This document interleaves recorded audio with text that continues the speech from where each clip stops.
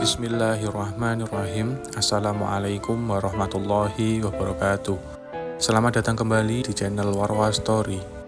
Kali ini Warwa Story akan bahas tentang kisah Hadratus Syekh Kiai Haji Hasyim Asy'ari. Hadratus Syekh Kiai Haji Hasyim Asy'ari adalah ulama besar yang merupakan pendiri sekaligus Rais Akbar atau pimpinan tertinggi pertama dari organisasi Nahdlatul Ulama.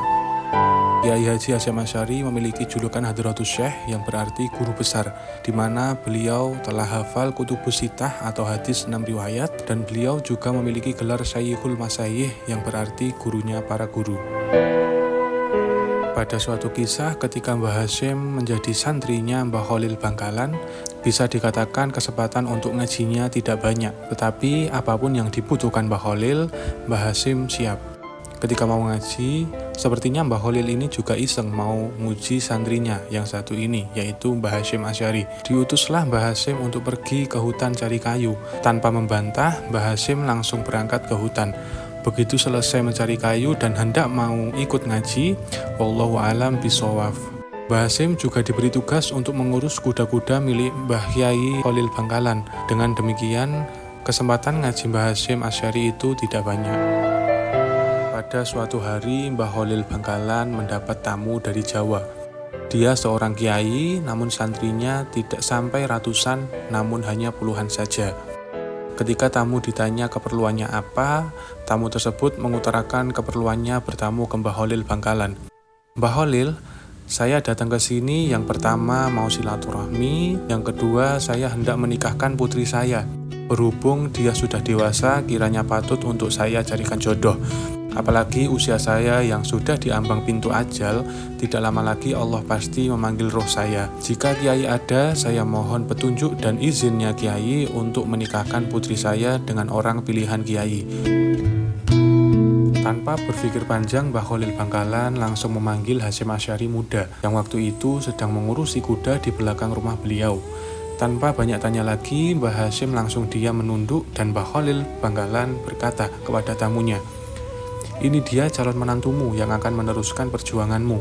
Tamu itu pun terkejut, dia tegang dan tidak habis pikir sambil bergumam, "Masa iya sih santri kayak gini akan mengurus pesantrenku?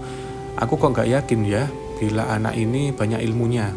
Di sisi lain, Hasyim Asy'ari muda ini juga bergumam di dalam hatinya, "Masa iya ya, Mbah Khalil tega menikahkan putri ulama yang begitu mulia dan santrinya banyak, orangnya juga berwibawa dan alim dengan saya," ucap hati Hasyim Asy'ari muda. Mbah Khalil sepertinya agak jengkel mendengar gumaman dari tamunya. "Sudahlah, kamu pulang saja, persiapkanlah selamatannya, karena 3 hari lagi akan dilaksanakan pernikahan. Dan kamu Hasyim, kembalilah ke belakang, urusi kuda-kuda yang ada di belakang," kata Mbah Khalil Bangkalan. Mbah Hasyim Asy'ari pun kembali ke tempat tugasnya dengan hati yang risau, pikiran yang kacau balau, dan perasaan yang galau. Dan dalam hatinya, beliau bertanya-tanya, "Bagaimana saya bisa menjalani ini semua? Kenapa guru tidak memberitahu saya sebelumnya? Atau mungkin memberikan penawaran dulu kepada saya, siap atau tidak jika menikah dalam 3 hari ke depan?" kata hati kecil Mbah Hasyim Asy'ari. Mbah Hasyim Asy'ari teringat bahwa Syekh Khalil Bangkalan pernah menjelaskan suatu amalan. Beliau mengatakan bahwa barang siapa yang ingin tercapai hajatnya, maka bacalah sholawat nariyah sebanyak-banyaknya. Dan waktu yang paling mustajab untuk membaca ini adalah setelah separuh malam hingga menjelang subuh. Kira-kira pukul 12 malam, Mbah Hasyim Asy'ari melaksanakan amalan itu. Beliau membaca sholawat nariyah sebanyak-banyaknya dan ketika menjelang subuh, Mbah Hasyim Asy'ari ketiduran. Hal ajaib pun terjadi. Ketika dalam tidurnya yang hanya sekejap itu, beliau bermimpi ketemu dengan Imam Bukhari, dan Imam Bukhari mengajarkan kepada Mbah Hasyim Asy'ari tentang hadis shahih selama 40 tahun. Lalu ia terbangun dan terkejut seperti tidak percaya dengan mimpinya itu. Di malam yang kedua, ternyata kejadian itu terulang lagi. Kali ini di dalam mimpinya, Mbah Hasyim bertemu dengan Imam Asy-Syafi'i yang mengajarkan kepada beliau kitab-kitab fikih dari berbagai mazhab. Beliau diajarkan tentang mazhab Asy-Syafi'i, mazhab Hanafi, mazhab Maliki, dan mazhab Hambali. kembali selama 40 tahun lamanya. Kemudian di malam yang ketiga, mimpi itu terulang kembali. Kali ini Mbah Hasyim Asy'ari bertemu dengan Imam Al-Ghazali dan Imam Junaid Al-Baghdadi, di mana mereka berdua mengajarkan kepada Mbah Hasyim Asy'ari tentang kitab-kitab tasawuf selama 40 tahun juga. Jadi jika dihitung, beliau sudah ngaji selama 120 tahun. Setelah terbangun dari mimpinya, Mbah Hasyim Asy'ari terkejut dan bertanya-tanya apa maksud dari mimpinya itu. Keesokan harinya Mbah Hasyim hendak menanyakan kepada gurunya tentang mimpinya, yaitu Mbah Khalil Bangkalan, namun tidak ada kesempatan karena beliau langsung disuruh bersiap-siap untuk berangkat ke rumah mertuanya untuk melangsungkan akad nikah. Lalu Mbah Hasyim dan Mbah Khalil Bangkalan berangkat. Ketika sampai di sana langsung dilakukan akad nikah, dan setelah selesai akad nikah, Mbah Khalil langsung kembali pulang ke Bangkalan.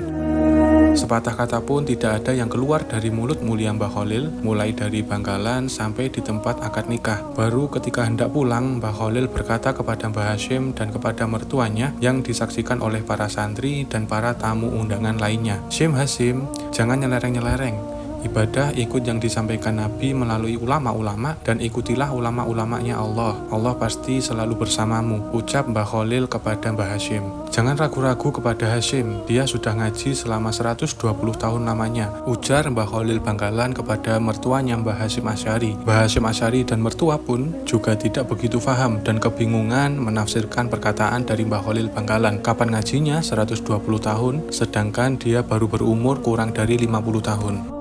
Keesokan harinya, mertua dari Mbah Hasyim Asy'ari pengen menguji seberapa alim menantunya yang dijagokan oleh gurunya dari Bangkalan itu. Beliau dengan agak gugup mendudukkan Mbah Hasyim Asy'ari di kursi yang biasanya dipakai sang mertua mengajar. Di sana disiapkan 2 kitab tafsir dan juga kitab hadis. Keajaiban pun dimulai tanpa menyentuh apalagi membuka kitab yang telah disediakan. Mbah Hasyim Asy'ari langsung menyampaikan dengan fasih dan hafal di luar kepala serta membahas kitab-kitab itu layaknya seorang masyayikh yang sudah kenyang dengan segudang ilmu. Tak satu pun ada yang salah. Ustadz dan santri senior yang tidak yakin dengan kemampuan beliau menjadi takjub. Begitu pula dengan mertuanya yang sedang mengintip dari jendela rumahnya.